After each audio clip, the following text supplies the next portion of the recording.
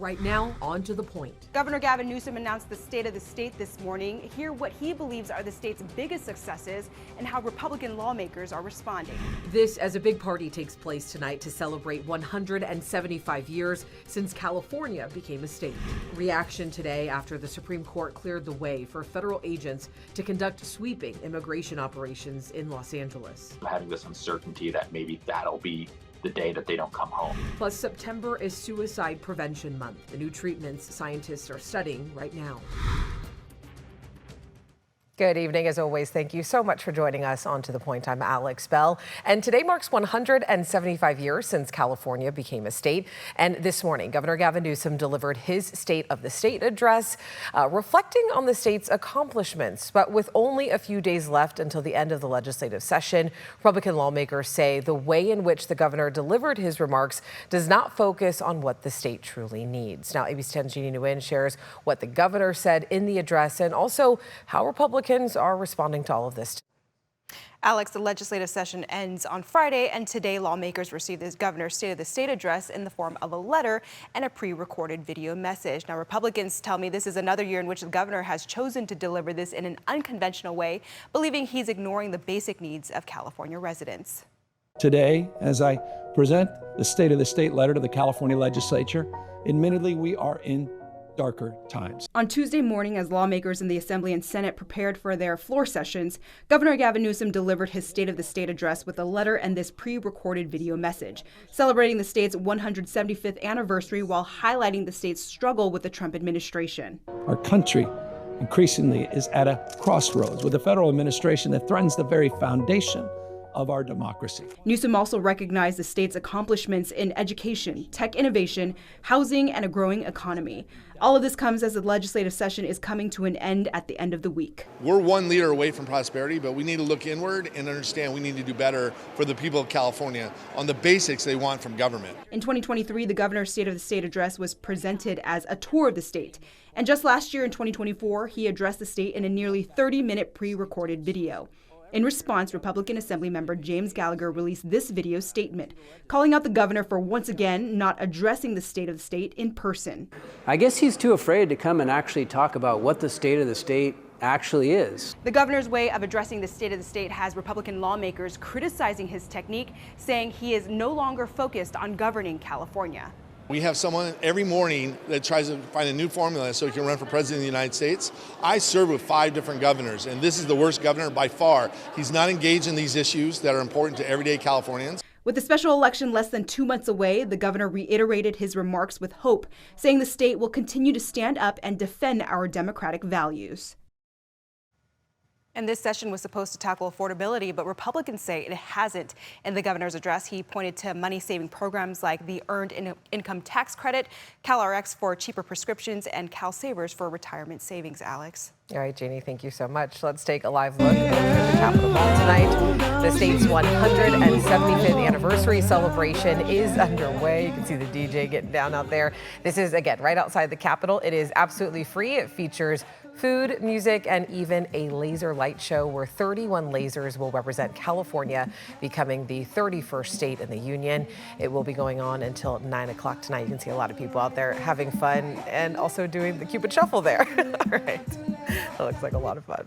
All right, leaders in several cities are vowing to fight the Trump administration, with the president ramping up threats to send National Guard troops. And it comes as the White House secures a victory in the Supreme Court. Justices ruling in their favor when it comes to immigration raids. ABC's Rena Roy has the latest for us tonight.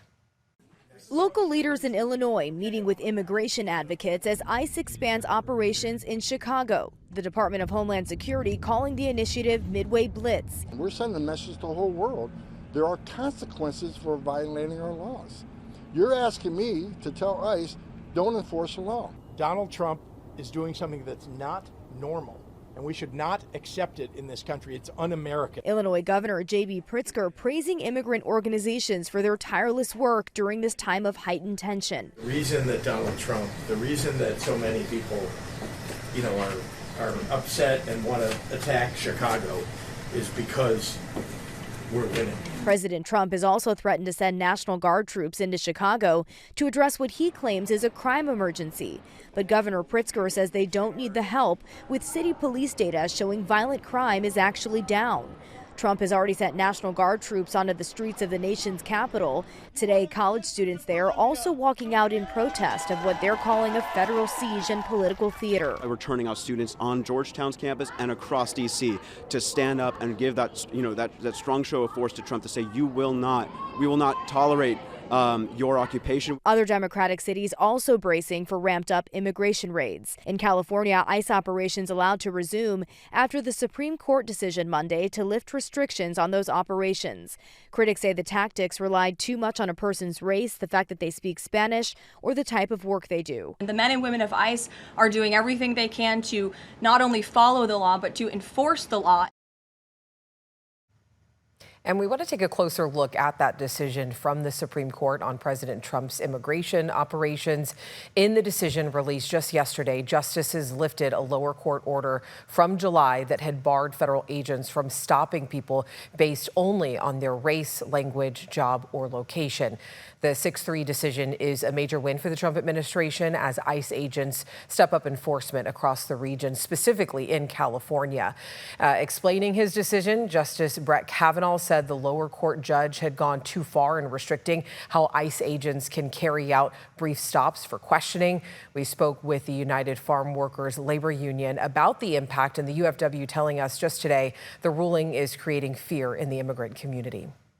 We know that immigrant workers, including farm workers and in many other industries, are continuing to go to work and are feeling very stressed and are risking a lot doing so. But at the end of the day, they have to make that choice between putting food on the table for their kids, paying the rent at the end of the month, and then also having this uncertainty that maybe that'll be the day that they don't come home.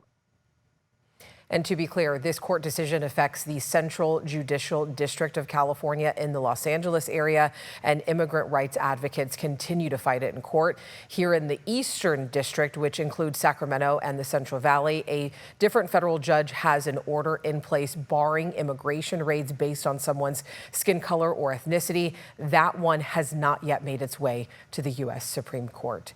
And the ICE raids leading to tense relations between the United States and South Korea. Foreign Affairs Minister Cho Hyun is visiting Washington as about 300 South Korean nationals are detained in Georgia. ICE and other law enforcement raided a Hyundai plant where they worked last week. Korean Air says that it could start flying home detainees as soon as tomorrow. The raid is causing some major outrage in South Korea. All right, still to come, a fire and a standoff at a quiet Folsom neighborhood ends with a person found dead inside of a home. We hear from neighbors as well as first responders. Plus, artificial intelligence and the harvest season, how growers are now using it to help the wine industry. And we're in the 70s. Today, we've got another day. Tomorrow, upper 70s and low 80s before we'll start to warm up. I've got to look at the forecast after the break. But first, in other headlines tonight. A Stockton man suspected of driving under the influence and crashing into a tree, killing 6 people, was charged with murder. The crash happened Sunday in Napa County. According to CHP, 53-year-old Noberto Celerina Villava veered off the road and hit a tree. Of the 8 people in the van, 6 died at the scene, while the driver and another person were airlifted to local trauma centers with major injuries. A smash and grab heist caught on camera out in San Jose. You can see the suspects crashing through the store and then a dozen suspects rushing in to steal the jewelry. There are reports that the store owner was assaulted and later suffered a stroke. Police are still searching for those suspects. And a Southern California man is accused of murdering 2 men and attempting to kill a third after meeting them on an online dating app. Rakeem Prowl has been charged with the 2021 and 2023 murders. He's also charged with attempted murder after prosecutors say that he met a third man this year through the same app. That victim was able to escape and call police. Well, it's harvest season, and just like every other industry, winemakers are now turning to AI. Now, it's useful for crop health monitoring. In Napa, Gamble Estates is using cameras attached to farm vehicles to help identify diseases before they wipe out entire harvests, just to determine how many grapes winemakers can really expect. And it can help determine everything from how many workers to hire to how many bottles to buy. using the electric mode of the tractor. It has both a row follow, meaning it can be driver occupied, but the driver is not actually doing the steering. In the future, as we map vineyard by vineyard, it will be able to drive itself and completely function autonomously. It'll get to the end of the row and turn around and come back around. It's actually a less of a complex operation than, say, a Waymo in San Francisco. Now, other growers are using AI by automating irrigation valves that detect leaks and shut off water automatically. Experts say the wine industry is a strong example of how AI can support, not replace, skilled labor. All right, with a look at your forecast, let's get things over to Brendan Minchef. How are we looking out there? Yeah, it was a really nice day today. Not very summer-like at all. There's a little bit of a taste of fall, in fact, because we only made it to 78 in Sacramento this afternoon. 83 Stockton, 81 in Modesto. Across the Delta and Valley, temperatures were in those upper 70s and low 80s, about 70 in Placerville, mid to upper 60s in the high country. But that's 78 degrees today in Sacramento, the first time in 107 days that we've topped out in the 70s. The last 70-degree day that we had was all the way back on May 25th. Yeah, we've gone all summer with highs warmer than 80 degrees, right? The coolest we've been all summer long, 80 degrees. Finally, we had that 70-degree day. So again, 78 today, similar tomorrow, but then there is a warming trend as we head into the week, into next week. We'll talk more about that in a second. 73 in Sacramento, 77 in Stockton at the moment, 78 in Modesto, 66 Placerville, 71 Jackson, low 60s in the high country, and a nice breeze right now, about 15 to 20 miles per hour. Tracking some showers and thunderstorms along the northern coastal range, including some right now near Clear Lake. But elsewhere, we are dry, just cloudy. And again, this is going to be a similar setup for what we're going to have tomorrow. So as we look at Futurecast through the overnight, still seeing some clouds through the valley. It'll be clear at times, then cloudier at others. As we get past sunrise tomorrow morning, we're going to keep those clouds with us. You see a bunch of little green dots on the map.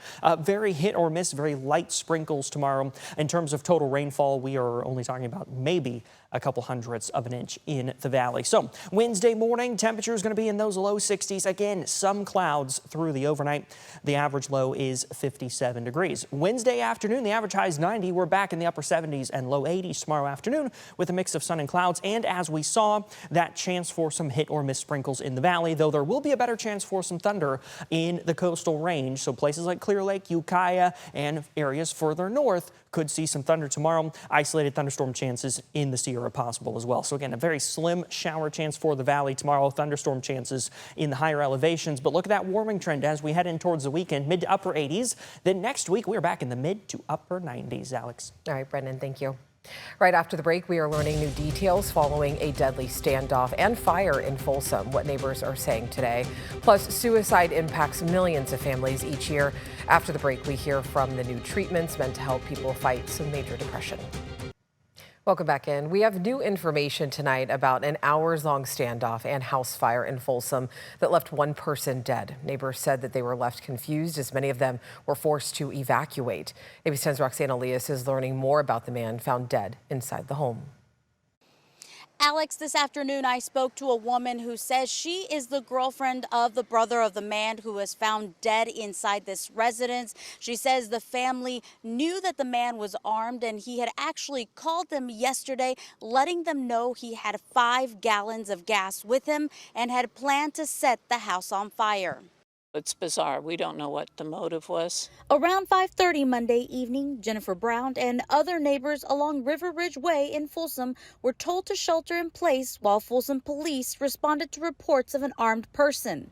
Police say a crisis counselor and other officers made ongoing efforts to communicate with the person inside. They'd responded to the home where we were told that there was a subject inside the home with a gun. Responding officers conducted their investigation, were unable to make contact with a subject inside the home, and were actually getting ready to leave the residence.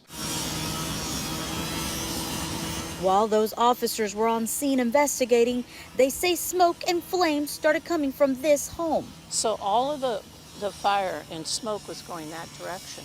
But by Tuesday morning, after searching, they located a dead person inside. ABC 10 spoke with Autumn Brown, who says she is the girlfriend of the man's brother. She says he lived there with his girlfriend who owned the home. Brown said the girlfriend had recently left the house for a few weeks because of safety reasons, and on Monday served the man with a restraining order and an order to vacate her home. His family says he didn't take that news well. They say he called his family to let them know he was barricaded, had 5 gallons of gas, and was going to set the house on fire. Folsom Fire is now trying to determine the cause of the fire, noting the house is a complete loss. We are in investigation mode at this point. We have fire investigators on scene. We have Folsom Police Department is also investigating. You'll see some different fire apparatus come and go. We are also determining whether the structure is safe to continue our investigations. Family says the homeowner was not harmed, and they described her as the nicest person in the world and say she didn't deserve this. Currently, we're waiting for a search warrant to be signed by a judge. Once the search warrant is signed by the judge and the fire department says the home is safe to enter to initiate our investigation and collect any evidence that may be there, we will start that part of the investigation. Now, we do want to note that another man was detained yesterday during the incident, but police say he had nothing to do with this incident, and they believe he may have been suffering from mental health issues. In Folsom, Roxanne Elias, ABC 10. Crews are getting a better handle on the TCU September lightning complex fire. Containment has grown to 89%. Also, some evacuation orders have been downgraded to warnings. We know several homes and buildings were burned in this fire, but so far we don't know exactly how many. But we do have a wildfire special streaming right now on the ABC 10 Plus TV streaming app. In it, we talk with Red Cross, learn what you need to pack in case you need to evacuate, and we also talk to some survivors. You can watch California wildfires preparing for peak danger right now.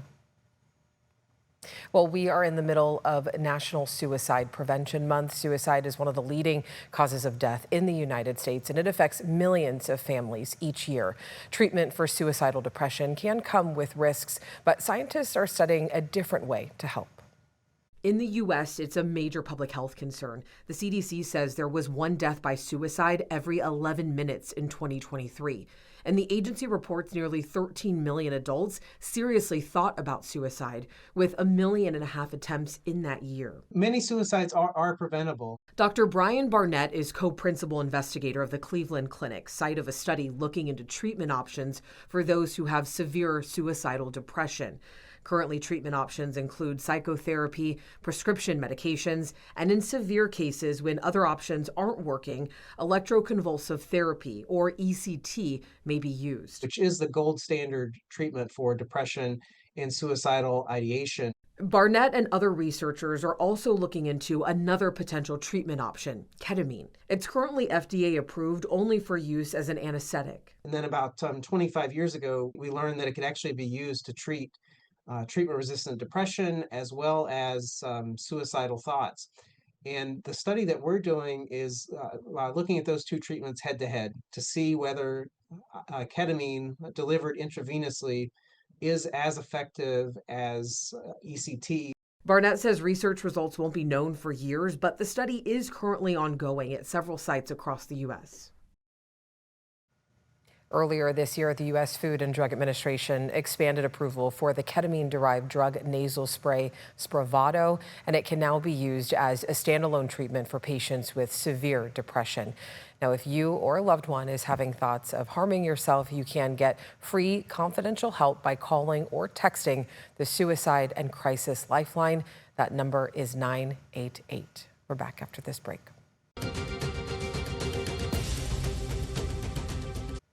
All right, today Apple unveiled its next generation of phones and wearable technology. Apple says the new iPhone Air is the thinnest model ever made and brings more computing power for AI capabilities. It's made from 80% recycled titanium and will come in 4 colors. The new iPhone 17 features an enhanced camera, and the other difference, Apple says its battery life will last all day. Now, today Apple also announced new upgrades to its AirPods and watches.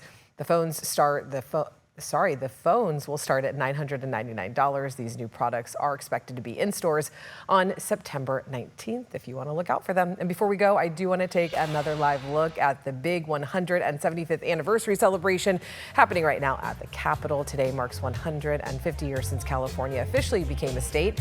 This family-friendly event will be going all the way until 9 o'clock tonight. If you want to check it out, you can see a lot of people showing up at the Capitol. We saw some people out there eating and having fun, doing the Cupid Shuffle a little bit earlier today. All right, as always, thank you so much for watching and for always inviting us into your home. If you have something that you think we should be looking into, you already know what to do. You can email me and the team to thepoint@abc10.com. And if you want to catch up on any of the stories you might have missed, you can always download our free ABC10 Plus TV streaming app anytime, any day for free.